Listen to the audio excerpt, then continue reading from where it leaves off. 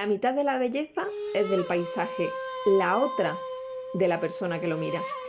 Esto nos dejó dicho Lin Yutang, que era un pensador chino, y de paisajes, de belleza y de Oriente también vamos a hablar en este programa del mes de febrero de Initu Oculi, aquí en Radio Proverso, la radio que es cultura, porque vamos a ver cómo se hacían, qué temas trataban y cómo influyó en el arte occidental estos famosos grabados del género del ukiyo-e. Aunque hay que decir también que existió el ukiyo-e, que era el grabado que se había dejado influenciar por ejemplo, la perspectiva o los convencionalismos del grabado occidental. O sea que en estas famosas estampas vemos pues una influencia mutua, ¿no? De ida y vuelta, muy interesante, pero hoy nos vamos a centrar precisamente en el ukiyo-e. El grabado japonés del ukiyo-e utiliza como técnica la xilografía, que es esa estampa sobre papel que utiliza como matriz de estampación una plancha de madera a la que se practican incisiones para crear los contornos de lo que precisamente pues, se quiere grabar. En Japón, la técnica de la xilografía se conoce como moku-hanga. Moku significa madera y hanga significa grabado. La parte no rehundida de esa madera, o sea, la que recibe la tinta, quedaba invertida, como en todo grabado, por lo que había que tener cuidado con ciertos detalles, como por ejemplo el caligrama de la firma. Estos grabados también tenían sus propias herramientas, por ejemplo, para ayudar a transferir la tinta de esa matriz de madera al papel había un elemento esencial que era el baren, que era un círculo de bambú recubierto de fibra que servía para presionar precisamente el papel contra la matriz y facilitar así el entintado. La técnica del xilograbado japonés tiene una peculiaridad con respecto a la occidental, y es que utilizaba pues pinturas acuosas y no oleosas o con base de aceite, que es la tinta preferentemente utilizada en Occidente. En los inicios hay que decir que solamente se utilizaban tintas negras, porque hay que tener en cuenta que el grabado del ukiyo-e sale o tiene origen en la ilustración de libros precisamente, y como los textos, pues esas ilustraciones se imprimían a una sola tinta que era negra.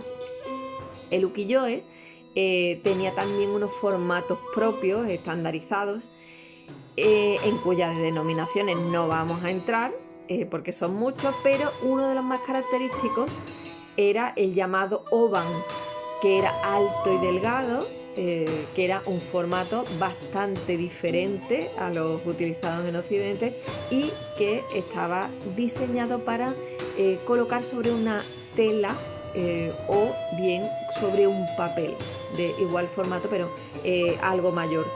Más alargado aún que el oban era el kakemono-e, cuyo alto venía a ser, pues para que nos hagamos una idea, 3 veces el ancho del papel. Por trazar una breve perspectiva histórica del ukiyo-e y el origen de dónde surge el ukiyo-e, pues nos tenemos que remitir necesariamente al contexto histórico en el que florece. Y hay que decir que el florecimiento de este grabado en madera se produce en el siglo XVII en paralelo a un significativo cambio de las estructuras políticas en el Japón de ese momento, cuando se establece lo que se conoce como un shogunato, que era un gobierno militar, en este caso bajo la familia Tokugawa, que establece su centro o su capital en la ciudad llamada Edo, que es la actual Tokio.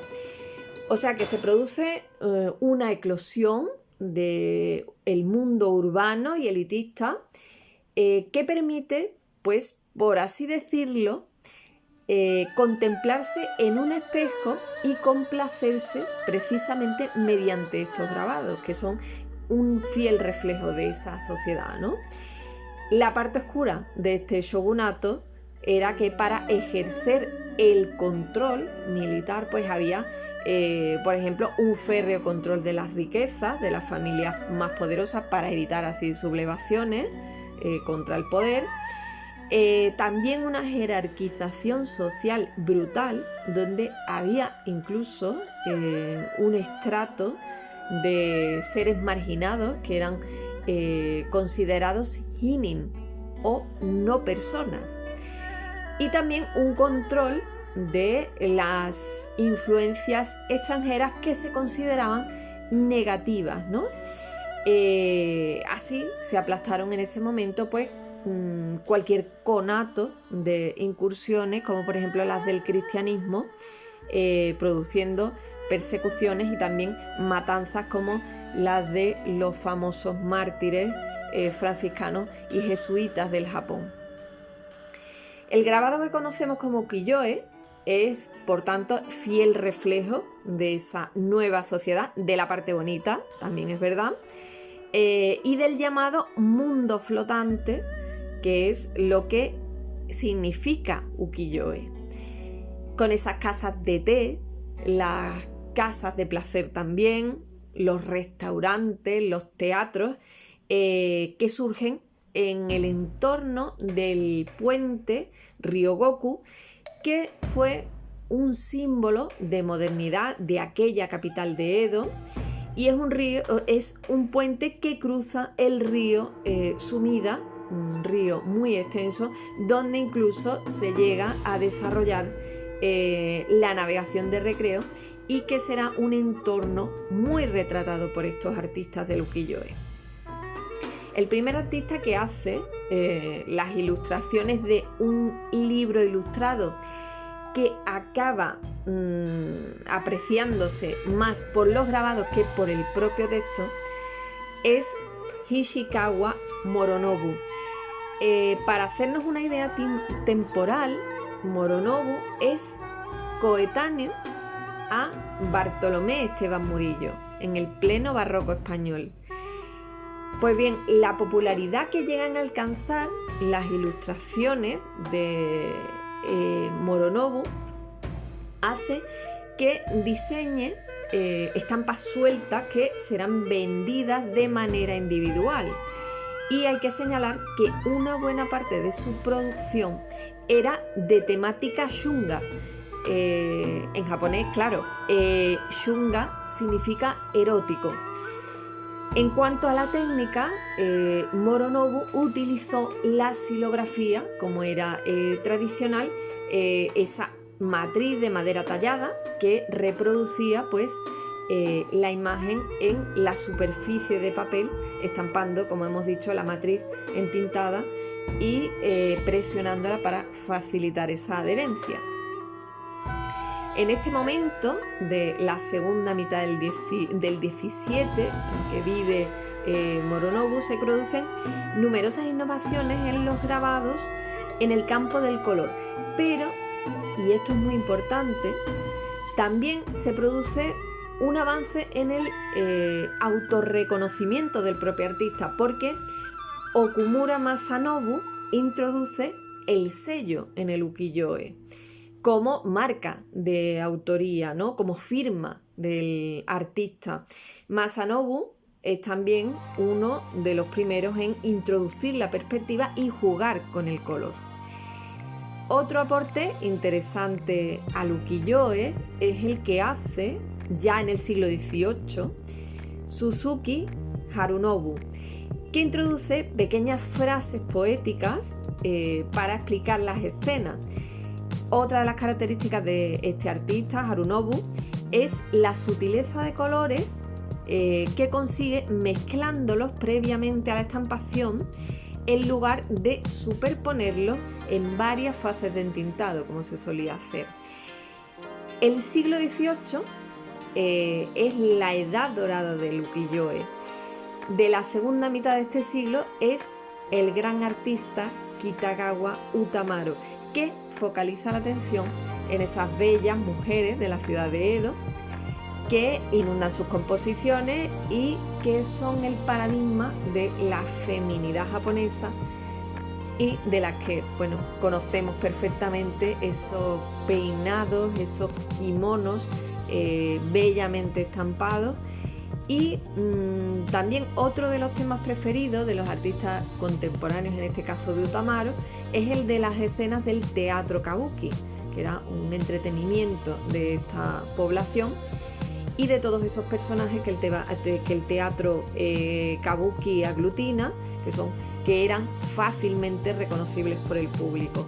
Sin embargo, estos artistas recurren también a la temática que podría considerarse como la más interesante de la cultura japonesa e incluso icónica, como es el paisaje, ¿no? Del que hemos hablado en esa frase, ¿no? del principio, que pues se convierte en estas escenas de los ukiyo-e en total protagonista por la exuberancia y la belleza, ¿no? Y la simplicidad de esas montañas suaves, de esa naturaleza tranquila, ¿no? Del paisaje japonés. Y es precisamente en este tema del paisaje donde destaca Katsushika Hokusai, uno de los artistas más conocidos del ukiyo-e, o si no el que más, que realiza esa serie de grandes impresiones llamada 36 vistas del monte Fuji, y una serie que tuvo tal gran acogida que hizo otra que también fue igualmente exitosa, en la que amplía estas vistas del monte Fuji a el número de 100 y se publica en 3 volúmenes. También un artista inmediatamente anterior a los impresionistas parisinos, ya en el 19, es Utagawa Hiroshige. Hay que decir que en cuanto a los esquemas compositivos, Hiroshige es un innovador en las composiciones porque incluye ciertos elementos en un primerísimo plano, a partir de los cuales pues se abre la escena, ¿no? A veces aparecen estos elementos en tal primerísimo plano que aparecen incompletos, y tras ellos pues se abren esos distintos planos en los que se compone ese grabado. También Hiroshige es introductor de los elementos en diagonal, que a pesar del inmovilismo aparente de estas escenas del grabado japonés, pues dan una cierta sensación de dinamismo. Uno de los elementos más recurrentes que aparecen en sus composiciones es el de los puentes, que serán un elemento básico no solamente en sus grabados, sino también en el de otros artistas, ¿no? Otro de los esquemas compositivos también muy recurrentes es el de la perspectiva a vista de pájaro, que también se repite en estos ukiyo-e. También es destacable el engaño al espectador. Se emplean algunas veces contrastes muy acusados de escala de los elementos que componen las escenas. Un ejemplo claro es el de la famosa ola de la costa de Kanagawa, más conocida como la Gran Ola, que es de Hokusai, como todos sabemos, y en ella vemos cómo solo al prestar atención en lo que está sucediendo en esa escena, pues nos damos cuenta de que entre las olas hay pequeñísimos barcos que casi son engullidos por este tsunami, y que incluso el monte Fuji pues queda en cierto modo eclipsado por la gran ola, ¿no? que está en primer plano. En cuanto a los juegos lumínicos, en el ukiyo-e hay un elemento destacable que se suele introducir en las composiciones de estos grabados, que son las siluetas, que normalmente son de figuras humanas, de árboles, de montañas, que son elementos secundarios, que son accesorios y no interesan demasiado al artista, pero que bueno, que gracias a su indefinición como siluetas pues quedan precisamente como esos elementos secundarios que son, ¿no?, dentro de la composición, dejando realmente el protagonismo a las escenas principales. Pero si hay un elemento común en todos los ukiyo-e, es, como hemos dicho anteriormente, pues mostrar esa vida cotidiana y complaciente de los habitantes de Edo, que cocinan, que duermen, que escriben, que aman, y todas observadas por un voyeur. Damos paso ahora a nuestra compañera Carolina Verdejo. Adelante, Carolina.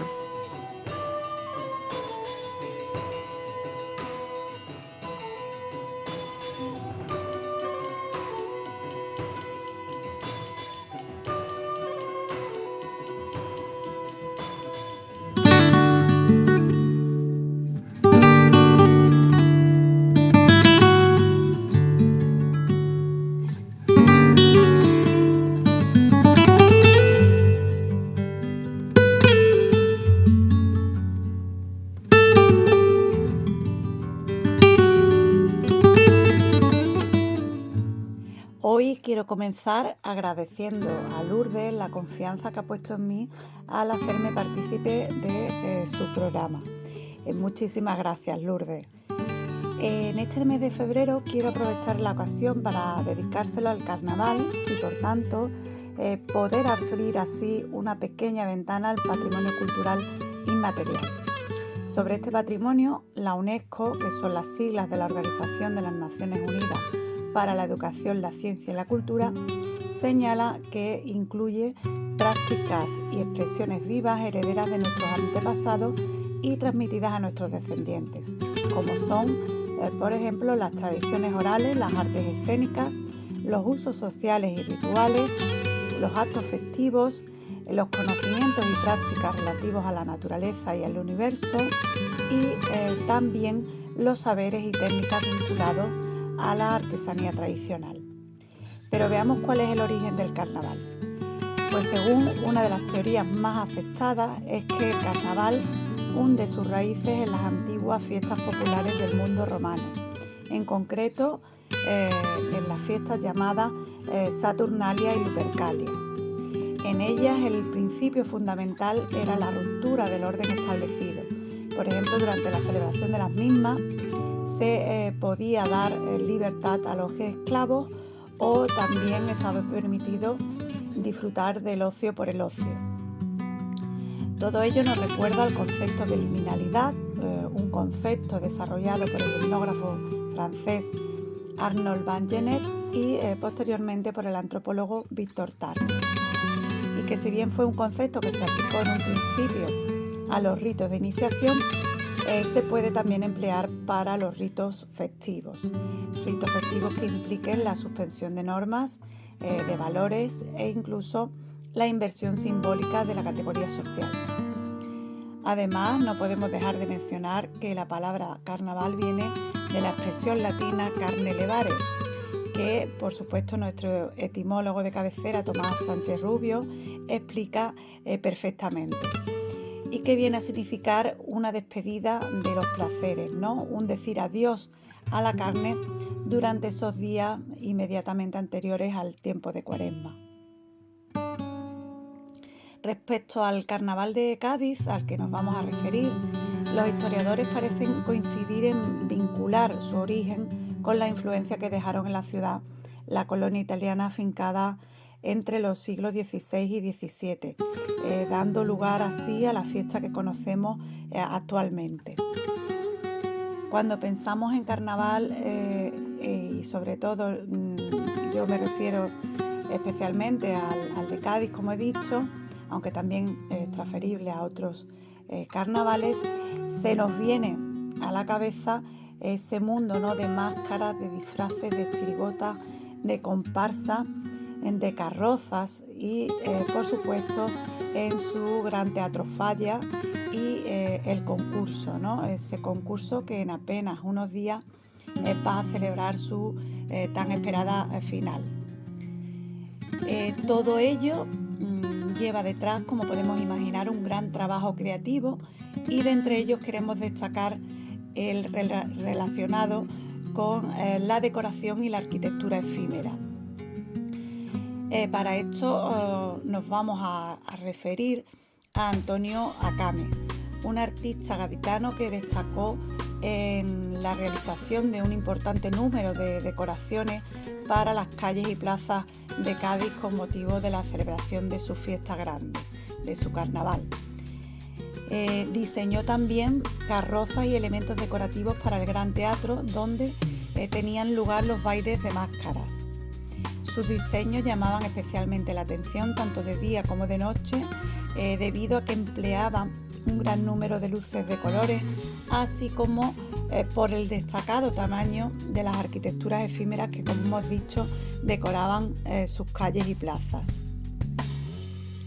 María del Carmen Gómez Ventoso tiene un interesante artículo sobre esta artista, donde cuenta, entre otras cosas, cómo la enorme y colorida sombrilla que realizó para decorar la plaza de San Antonio significó la asimilación del lenguaje modernista dentro de la ornamentación de carácter popular. Entre las carrozas que diseñó vamos a destacar especialmente la realizada en el año 1933 para los servicios eléctricos municipales, una carroza que estaba dedicada a la luz.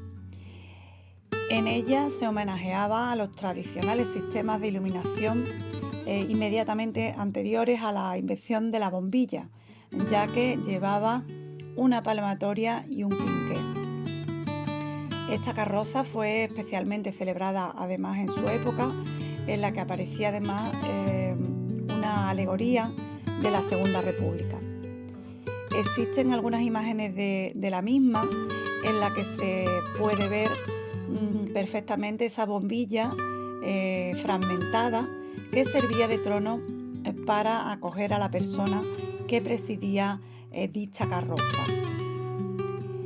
Esta misma bombilla, que pronto será centenaria, se encuentra instalada en la esquina de la calle Novena con la calle Barrié, gracias a que fue rescatada en los años 40 por Ramón Domínguez Valero, el fundador de la instaladora eléctrica.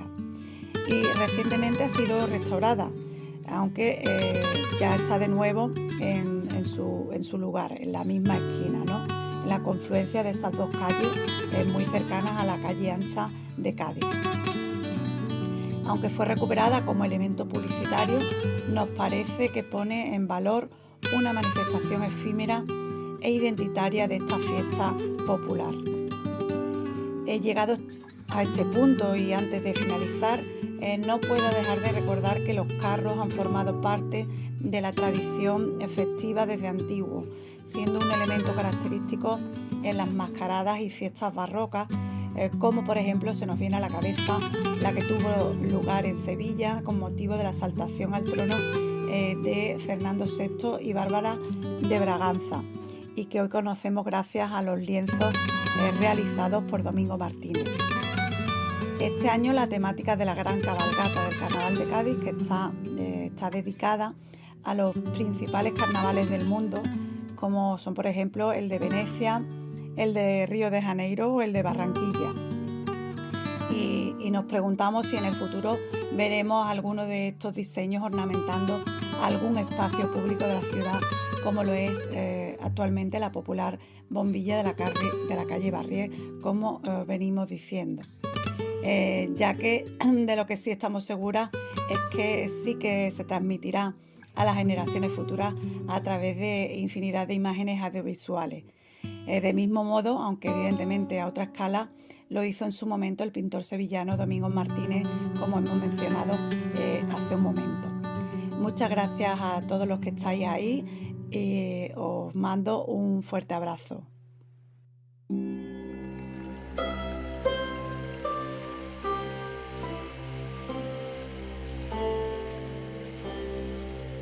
La influencia de Luquilloe, con el que hemos comenzado este programa, fue notable, como hemos comentado, en artistas occidentales europeos, impresionistas como Mary Cassatt, Edouard Degas o Toulouse-Lautrec, y también en los post-impresionistas, como es el caso de Vincent van Gogh, que incorporan tanto elementos propios de la cultura japonesa cómo se hacen eco de los esquemas compositivos del arte japonés, fenómeno conocido como japonismo. Las exposiciones universales, las revistas ilustradas y también los libros de viaje fueron los principales medios de difusión de esta cultura japonesa que en 1868 abandona el aislamiento en favor del aperturismo promovido por una nueva era que era el periodo Meiji. El exotismo del país del sol naciente cautiva a estos artistas europeos y llega a la capital mundial del arte por entonces, que es París. Van Gogh llegará a declarar en una carta a su hermano Theo lo siguiente: lo que más envidio de los japoneses es la enorme claridad que tiene cada elemento en sus obras. La sencillez de estos elementos, que son representados en el ukiyo-e, acabará influyendo en la visión misma del arte, que va a pasar pues de lo imitativo puramente a lo reflexivo, a lo más subjetivo. El primer artista en contactar con los ukiyo-e en París es Félix Bracquemond. Él es el encargado de compartir los grabados que colecciona con su círculo de amistades, entre los que se encontraban Edouard Manet, Edgar Degas o Whistler. Empieza a haber en este momento un coleccionismo de objetos japoneses en algunas tiendas especializadas, donde se podían adquirir desde kimonos a porcelana, bronce o también estampas de ukiyo-e. La investigadora Elizabeth Emery ha rastreado precisamente la figura de Madame Desoy hasta dar con su verdadero nombre, que era Louise Melina Chopin. Desoy era por su matrimonio. Y esta mujer había vivido muchos años en Japón con su marido y era propietaria de una tienda de objetos japoneses en el 220 de la Rue de Rivoli. A pesar de los profundos conocimientos que tenía de la cultura japonesa y de su idioma y de la influencia intelectual que ejerció esta mujer en algunos artistas por entonces en París, su influencia fue opacada. Era considerada por muchos contemporáneos como una simple tendera y solo tenemos de ella algunas referencias mínimas por los escritos de Edmond de Goncourt y de Philippe Bourti, que era un crítico, por cierto, de arte enormemente reconocido por su contribución al japonismo y que, sin embargo, a diferencia de Madame de Desoy, no conocía el japonés y tampoco se había sumergido directamente en la cultura japonesa como sí lo había hecho ella. Esta mujer fue, por tanto, figura clave de la llegada del japonismo a Europa y más concretamente a París, a través de la importación de objetos y también a través de su tienda, pues de la realización de talleres y de charlas. Entre sus clientes estaban los artistas James Tissot, Edouard Manet o el propio Whistler, que hemos nombrado. Por cierto, Philippe Bourti, al que hemos citado, es quien reivindica haber acuñado el término japonismo en 1872 para pues nombrar esa influencia de Japón en el arte francés. Bracquemond es el primero en asumir los conceptos estilísticos de este japonismo y emplea en algunos de sus grabados pues la simetría propia del ukiyo-e, pero hay que decir que es Manet el primero en dejar sentir esta influencia de Japón en la pintura. Uno de los clientes de Madame Dessoir, James Tissot, pinta, por ejemplo, en algunos de sus cuadros a modelos occidentales con ciertos rasgos físicos japoneses y con kimonos adquiridos en la tienda de Madame Dessoir. Whistler, por su parte, aunque se traslada a Londres a vivir, había descubierto el japonismo en Francia y vuelve a verlo en la Exposición Universal de 1867 en Londres y hace una traslación del puente de Edo de Hiroshige en su impresión de Old Battersea Bridge.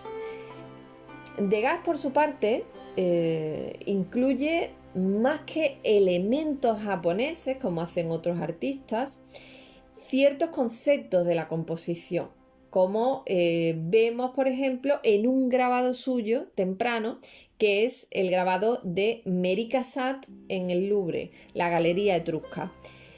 El japonismo influirá dentro de su producción fundamentalmente en las escenas de toilette, donde él realiza una visión como si el espectador fuese un voyeur, como hemos visto en el caso de los ukiyo-e. También la propia Mary Cassatt realiza aguafuertes en los que incorpora elementos propiamente japoneses y también practica algunas aguatintas basadas en los ukiyo-e. En plena efervescencia del japonismo en París, Vincent van Gogh y su hermano Theo, que habían coleccionado un buen número de estampas japonesas, organizaron precisamente una exposición de ellas en el Café du Tambourin en Montmartre en 1887. Por cierto, café que estaba regentado por otra mujer que se llamaba Agostina Segatori. Pero si hay un campo evidentemente en el que el japonismo influye de manera notable, es en el campo de la publicidad. De hecho, una de las facetas más conocidas de Toulouse-Lautrec es el cartel, y en ellos, en sus carteles, pues se deja llevar tanto por el colorido sencillo, las composiciones y la estructuración espacial del ukiyo-e. Es el caso del cartel que realiza para el Cabaret Divan Japonais, que lo hace en tonos amarillos, grises y negros, y que nos recuerdan pues esas sencillas claves del color de estas estampas japonesas. El artista, por cierto, también estaba enormemente fascinado con las atrevidas composiciones diagonales y esos elementos en primer plano de los que hemos hablado antes en el caso de Hiroshige, ¿no? Que es el gran, por así decirlo, el grabador más importante para los artistas parisinos, ¿no? De más influencia. Van Gogh y Bonnard también se van a dejar llevar por el japonismo. Van Gogh copia literalmente dos grabados de la famosa serie de Hiroshige, de 100 vistas famosas de Edo, y los traslada al óleo. Concretamente son el jardín con ciruelos y el puente de Ohashi. Como hemos dicho antes, la inspiración mayor en la obra de Van Gogh es la estructura compositiva, ¿no? Japonesa, fundamentalmente las realizadas por Hiroshige y también Hokusai, ¿no? Y estas influencias compositivas pues van a irrumpir en un nuevo estilo de Van Gogh, también en el colorido y en esa planitud de los distintos elementos que realiza en sus composiciones.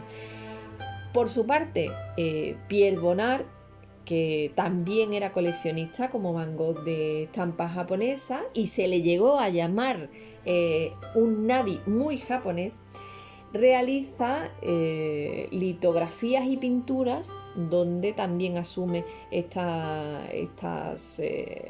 preceptos de Hiroshige, y también su pintura bebe enormemente de la sencillez, del colorido, del tratamiento del espacio de los japoneses, ¿no? Un ejemplo de ello es Almendro en Flor, ¿no? Que se conserva en el Museo Bonnard. Pero, sin embargo, hay que destacar a un artista joven de la siguiente generación, que es Georges-Henri Rivière, y que realiza una serie de litografías. Bueno, en primer momento los hace en xilografía, luego el resto las hace en litografía, en el momento en que la Torre Eiffel está irrumpiendo en el skyline, por así decirlo, de París, ¿no? Rivière hace una transposición de aquellas 36 vistas del monte Fuji realizadas por Hokusai, donde el monte Fuji es el elemento, ¿no? Constante, y las convierte en 36 imágenes de la Torre Eiffel desde distintos puntos de vista de la ciudad parisina y los alrededores, y donde también pues realiza diferentes escenarios lumínicos del día, ¿no?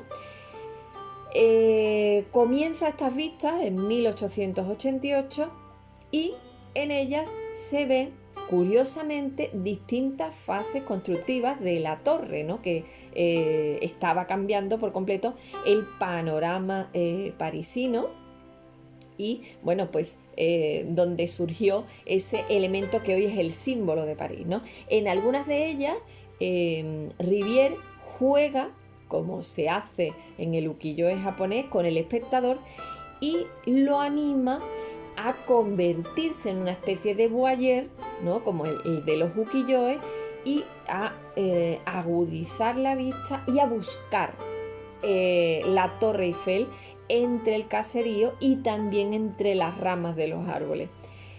Damos paso ahora a la profesora Mercedes Páez. ¿Qué nos traes para este programa del mes de febrero de Inictu Oculi?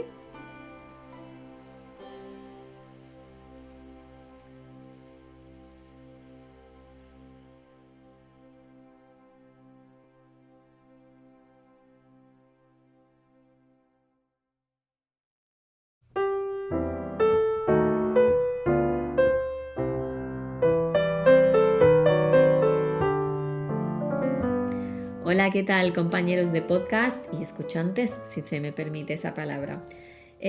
Bueno, pues mira, teniendo en cuenta que en el mes de febrero es, concretamente el 28, es el mes en el que celebramos el Día de Andalucía, pues se me ha ocurrido que podía hablaros de mujeres andaluzas. Mujeres andaluzas que han hecho del arte su vida y que han formado un legado de creatividad a lo largo de los siglos. Todos sabemos que la historia del arte ha estado marcada por la presencia de grandes talentos femeninos que, a pesar de las limitaciones impuestas por la sociedad en las diferentes épocas, han logrado destacar y dejar su huella en el mundo del arte. Andalucía ya sabemos que es cuna de una rica tradición cultural, tenemos mezclas de culturas y por supuesto que nuestra cultura no ha sido ajena a esto. Desde hace siglos las mujeres artistas andaluzas han desafiado las normas, las convenciones de su tiempo y han contribuido con su innegable capacidad creadora al desarrollo del arte de nuestra región, de nuestra tierra de Andalucía. Vamos a hacer 3 pequeños saltos en la historia. El primero de ellos, o con el primero de ellos más bien dicho, vamos a situarnos en el barroco. El barroco sabemos que fue una época de esplendor artístico, en general en toda España y particularmente también en Andalucía.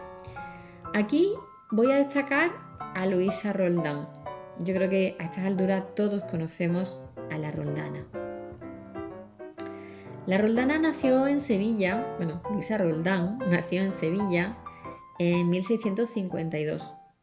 se convirtió en una escultora de renombre en su época. Y ojo que ya la cosa era difícil, ¿eh? Convertirse, o sea, ser mujer y ser famosa en tu misma época, estamos hablando del barroco, siendo mujer y escultora, complicadísimo, pero ella lo consiguió. Podríamos decir que tuvo la fortuna de haberse criado en el taller de escultura de su padre, Pedro Roldán, y por supuesto esto le facilitó tener una formación que en aquellos momentos estaba más bien vetada a las mujeres de su época, porque no tenían acceso a talleres ni a academias. Las obras de Luisa Roldán se caracterizan por un gran realismo. Son profundamente expresivas y, por supuesto, de una innegable maestría técnica que queda patente en, por ejemplo, la gran atención que pone a los pequeños detalles, la enorme habilidad que tiene a la hora de representar telas, en fin, auténticas obras de arte.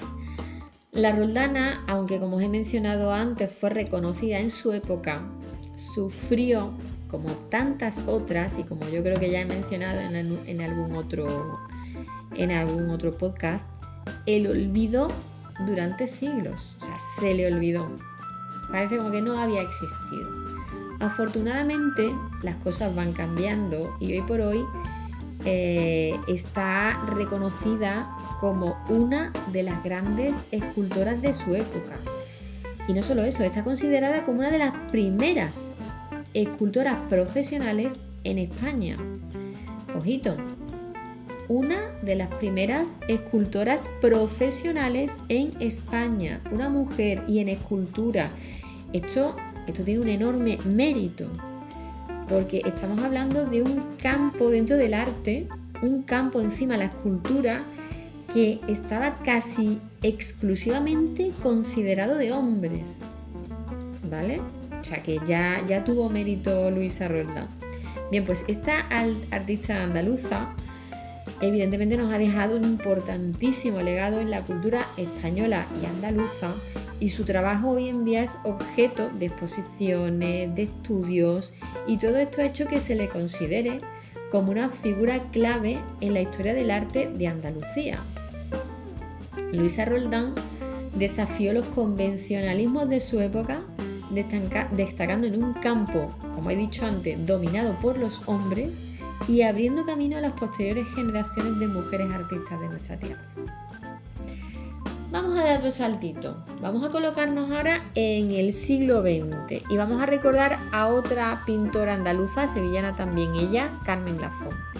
Reconocida en todo momento, nació en 1934 y ha llegado a ser una de las artistas más destacadas del arte contemporáneo, ojito. De hecho, su obra se encuentra en numerosas colecciones públicas y privadas de todo el mundo. Ha recibido premios, distinciones a lo largo de su carrera artística, ha sido elogiada por su originalidad, por la sensibilidad de su obra, por la profundidad. Si habéis visto su obra, se caracteriza por una profunda conexión con la naturaleza y la cultura andaluza. Explora paisajes de nuestra tierra, paisajes exteriores e interiores, compuestos por colores suaves, pinceladas poéticas, y aunque utilizaba técnicas tradicionales, también experimentó con nuevos enfoques y creó obras con una fuerte carga emocional y una ambientación intimista que yo creo que a más de uno nos ha enamorado. Además de ser una gran artista, también fue profesora y compartió su pasión por el arte con las nuevas generaciones. Podemos estar seguras y podemos estar seguros de que su legado va a seguir vivo en muchos de esos alumnos que ella tuvo y que ahora seguramente son artistas contemporáneos. Pero sabemos que las mujeres han afrontado numerosas dificultades para crear el arte, para acceder a las academias, para ser reconocidas por su valía como artistas. Estas dificultades han estado unidas a las normas sociales establecidas en cada época, a los prejuicios hacia las mujeres y a una innumerable cantidad de barreras que han ido limitando el desarrollo y la visibilidad de estas mujeres creadoras. Estas mujeres artistas y andaluzas de las que he hablado hoy representan la incansable lucha por ganar un lugar en el mundo del arte. Hay muchas más. Son mujeres que han demostrado su pasión y su compromiso con el arte. Han contribuido de forma significativa al patrimonio cultural de Andalucía. Su legado es testimonio de su talento, de su capacidad de lucha para imponerse a las normas establecidas, negándose a aceptar las limitaciones impuestas por la sociedad de cada época. Y ya termino invitándoos no solo a ver su obra, a buscar información sobre ellas, sino a celebrar no solo que somos andaluces, el Día de Andalucía, que somos andaluzas, que tenemos una tierra llena de historia del arte y de historia del arte con nombres de mujer. Eso tenemos que celebrar también. Así que desde aquí un enorme saludo a todos los andaluces y andaluzas y a todos los artistas y las artistas que forman parte de esta tierra y de nuestra cultura. Un saludo y bueno, pues hasta la próxima historia, a ver qué os traigo. Hasta luego.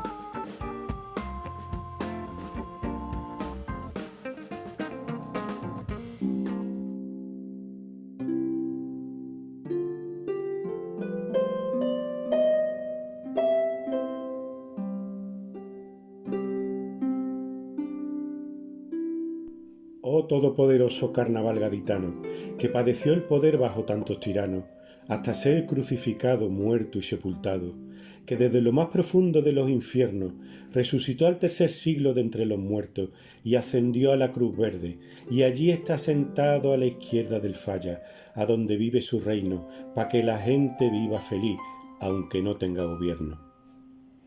Esto que nos ha leído Tomás, gracias Tomás, Gracias a ti siempre. parte de uno de los ya considerados himnos del carnaval gaditano, que es el credo del tristemente desaparecido Juan Carlos Aragón, y que precisamente lo traemos hoy en homenaje de nuestras queridas compañeras gaditanas Carolina Verdejo, que nos ha hablado hoy de los carnavales, y Mercedes Páez. Y también porque precisamente pues vamos a hablar de algunas fiestas romanas que ha citado nuestra compañera, como son las Lupercalias y las Saturnalias, que dieron origen al carnaval, y fundamentalmente de otra fiesta importante en Roma, como era las Liberalias. Y que, por cierto, pues Carolina, aprovecho para devolverte el agradecimiento porque eres ya parte muy importante de este programa de Inictu Oculi, compañera. Tomás, ¿qué tal? ¿Te gusta el carnaval?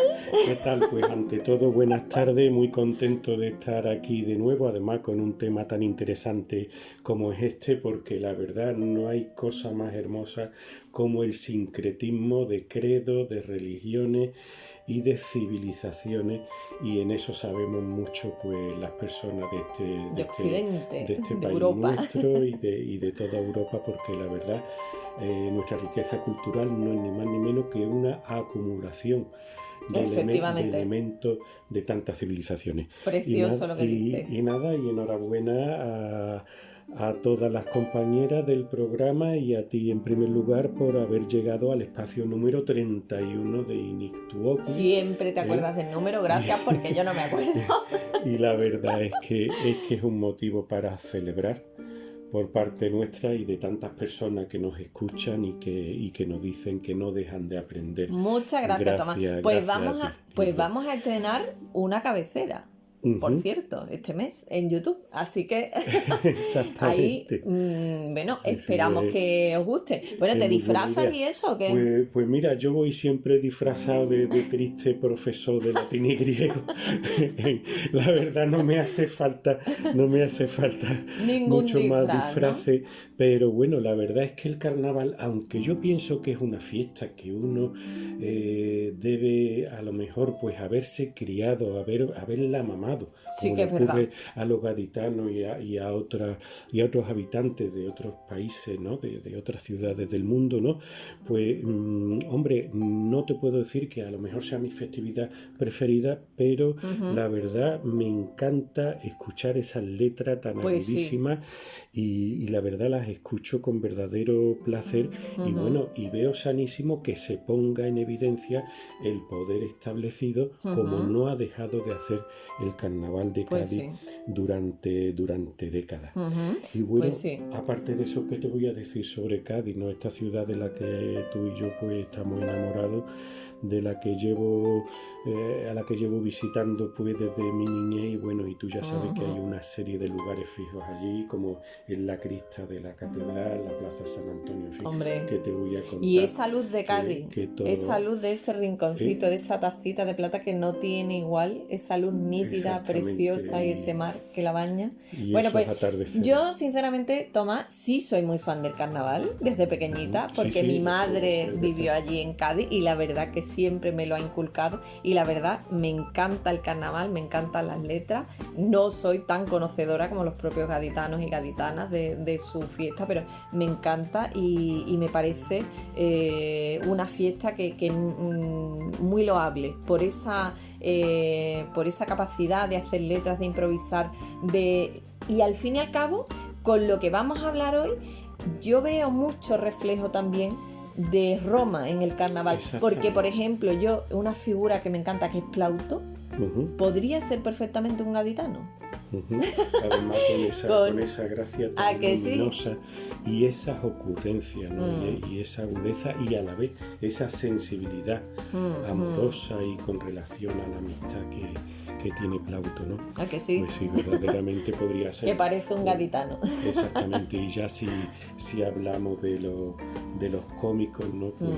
Pues de otros cómicos como Terencio, por ejemplo, o poetas como Catulo, pues verdaderamente son espíritus verdaderamente gaditanos. Anda que no tiene que estar contento Columela con lo que estamos diciendo hoy, ¿no? Que está allí la estatua de Columela. Debe henchir el pecho, me lo imagino con el pecho henchido mirando hacia nosotros. Y diciendo, mira, no lo hemos hecho tan mal. Pues cuéntanos un poquito, ¿por qué estas fiestas, en las fiestas se nota que seguimos siendo tremendamente romanos? Bueno, estas fiestas que dieron origen al carnaval. Exactamente, ante todo la misma palabra carnaval pues es una palabra, ¿no? Como ha dicho Carolina, ¿no? También. Que procede, ¿no? Una expresión que procede del latín, ¿no? El carnaval eran las famosas carnes tolendas, que significa literalmente que las carnes han de ser abandonadas, ¿no? El verbo tollere, que significa quitar, abandonar, ¿no? De ahí aquello de Agnus Dei qui tollis peccata mundi, ¿no? Cordero de Dios que quita, retira los pecados del mundo, ¿no? Y entonces pues también se le llamaba, también se le empezó a llamar las carnes levare, o sea, levare, como ha señalado Carolina, también significa quitar, retirar, y entonces pues sería la fiesta de la retirada de la carne, ¿no? Recordemos que el carnaval es la festividad no reconocida por la Iglesia, ¿no? Pero que es la festividad, vamos a decir, civil, ciudadana, inmediatamente anterior de la Cuaresma, ¿no? Efectivamente. La cuadragésima, ¿no? Esa fiesta cuadragésima que celebra pues los 40 días que Jesucristo estuvo reflexionando en el desierto, ¿no? Pues antes de ejercer su ministerio público, ¿no? Y que también recuerda los 40 años que pasó el pueblo israelita, ¿no? En el desierto, en búsqueda de la tierra prometida, ¿no?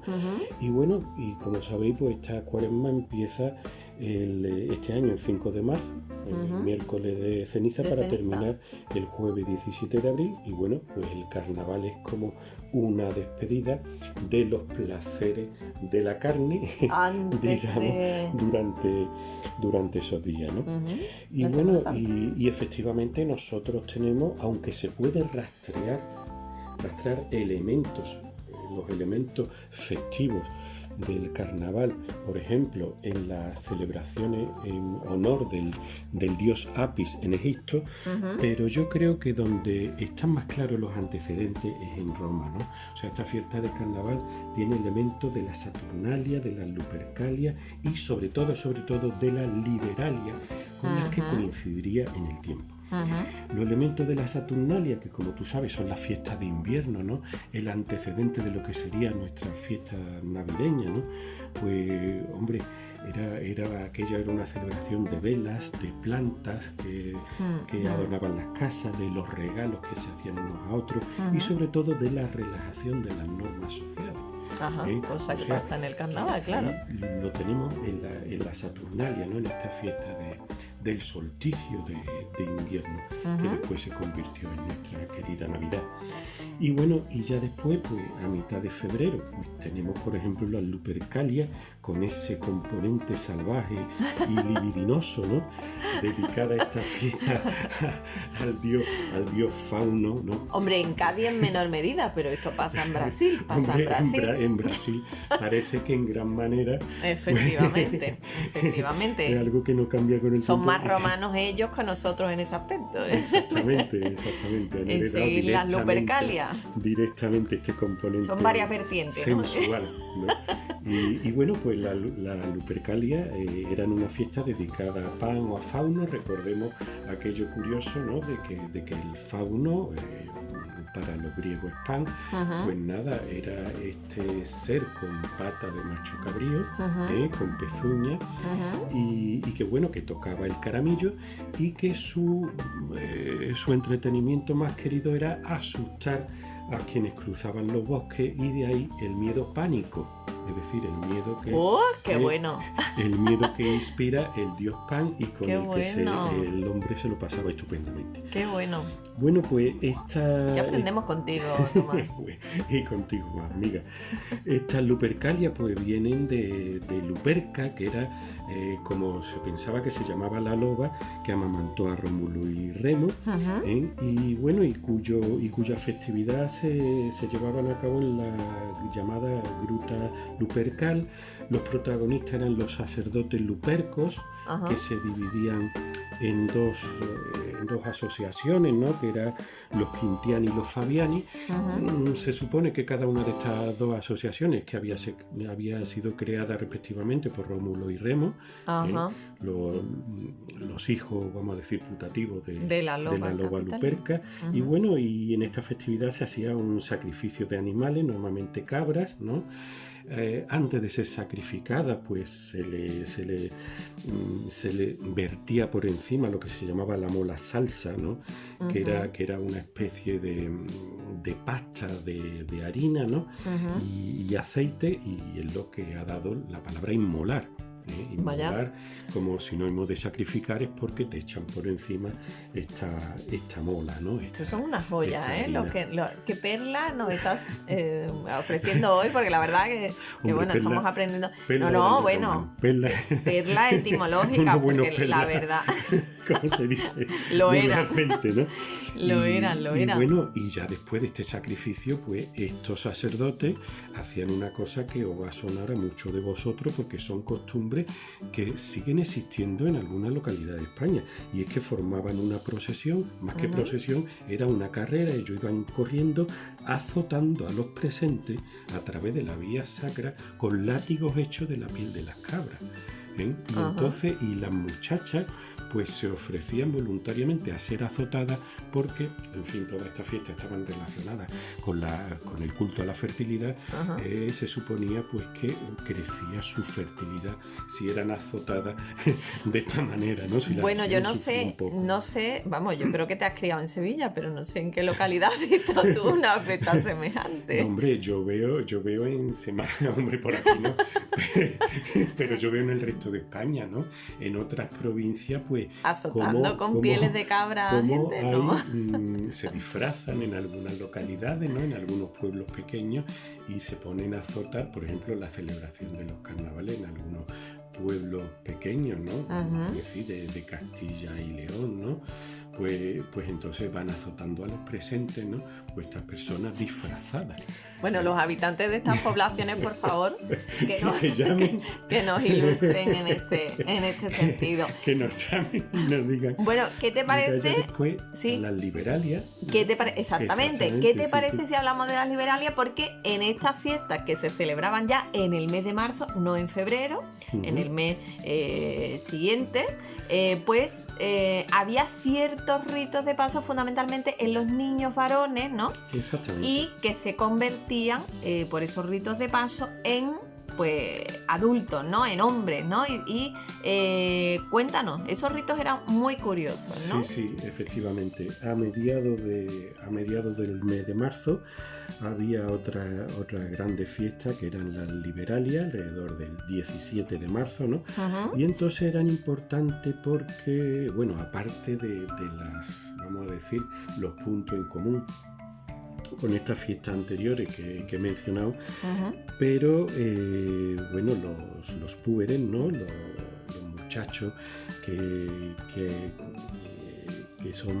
están en la pubertad, pues son reconocidos socialmente maduros para la defensa de la patria. Y entonces, y para ser considerados puramente y legítimamente ciudadanos romanos, se le imponía entonces lo que se llamaba la toga viril. Estas fiestas liberalias se celebraban en honor al Pater Liber y a su esposa Libera, y el Pater Liber era como, vamos a decir, una interpretación del dios Baco o el dios Dioniso. En griego, para los griegos, que tanto tienen que ver también con Pan y con Fauno, ¿no? El dios Dioniso sabemos que representa, frente al dios Apolo, que representa la razón, el dios Dioniso pues representaba lo que es la parte irracional del ser humano, la moralidad, ¿no? Total. Exactamente, ¿no? Y bueno, y ya te digo, y tenía después un componente, pues vamos a decir cívico, en el que se celebraba el paso del joven a adulto. Estos jóvenes abandonaban lo que era la bulla, que era ese amuleto protector que llevaban desde durante que nacían. la niñez, claro. Exactamente, y entonces lo depositaban, se lo dedicaban a los dioses lares que tenían un espacio, una hornacina en su propia domo, en su propia casa, y después por otra parte, eso digamos desde el punto de vista privado, desde el punto de vista público, pues pasaban a formar parte de la lista de los ciudadanos romanos con el cambio de toga que te he dicho, imponiéndose lo que sería la toga viril. Las muchachas pues también abandonaban, se supone, sus pupae, que son las muñecas, y entonces se la abandonaban, se la dejaban a la diosa Venus, se la dedicaban a la diosa Venus, pero sí es cierto que hasta que no se casaban, no eran consideradas como... no eran consideradas mujeres adultas. Efectivamente. Pero ese rito está menos oficializado realmente, ¿no? No se sabe bien si realmente esa entrega de la pupa era el rito, ¿no? Exactamente. No se sabe la verdad si era algo sistemático. Pues mira, Alejandro Ancalari, en un estudio sobre la juventud romana y las implicaciones que tenía esto de pasar a adultos, nos cuenta que Séneca, en sus cartas a Lucilio, describe a la juventud como totalmente infructuosa, sin el menor interés por la literatura, retórica, bellas artes u otras ciencias que pudieran aumentar sus conocimientos. No excusa que la fogosidad juvenil de sus conciudadanos se desperdicie en una serie de actividades que parecían no conducir a ninguna parte. No hemos cambiado nada de nada. No, básicamente los seres humanos seguimos siendo los mismos, para bien y para mal. Como digo tantas veces, pues somos capaces de hacer las cosas más admirables junto a los actos más miserables, ¿no? Pues sí, la verdad que sí. Es así. Pues gracias de nuevo, Tomás, por estas píldoras festivas que nos has traído hoy en relación a las liberalias y las fiestas. Y bueno, y mencionar sencillamente que bueno, que te voy a decir, el mes de marzo es muy especial, ¿no? Para nosotros, ¿no? Para mi familia, bueno, y para la tuya. Hombre, y porque, en yo fin, te es tu digo una cosa. cumpleaños dentro de poco. Exactamente, porque aviso desde aquí que yo nací en las nonas de marzo y espero que me felicite. Claro. Bueno, y que te siga esa afición por las pupas. También, que por esa también. magnífica colección No de la he pupas. abandonado, se ve que no he pasado a la adultez total, pero bueno. Y cosa que es de lo más sano del mundo. No dejemos Mis nunca pupas de ser siguen conmigo. de esos niños. Pues muchas gracias, Tomás, de verdad. Como siempre, te esperamos en el próximo programa aprendiendo muchísimas cosas sobre Roma, sobre Grecia, sobre esa cultura clásica que tanto Muchas gracias. llevamos en el ADN todavía, ¿no? Exactamente, y que nunca se irá. Muchas gracias a ti, de verdad, por no dejarnos de enseñar. Muchas Por gracias. estos programas tan maravillosos, y enhorabuena al resto de colaboradoras amigas del programa. Muchas gracias. Pues bueno, yo espero que ustedes también me feliciten y eso significarán que saben exactamente la fecha de la que hemos hablado, estas nonas de marzo. Y es porque se sienten tan romanos, ¿verdad? Como nos sentimos en Initu Oculi. Así que, mientras tanto, les mando un cordial saludo y les doy muchas gracias por estar ahí.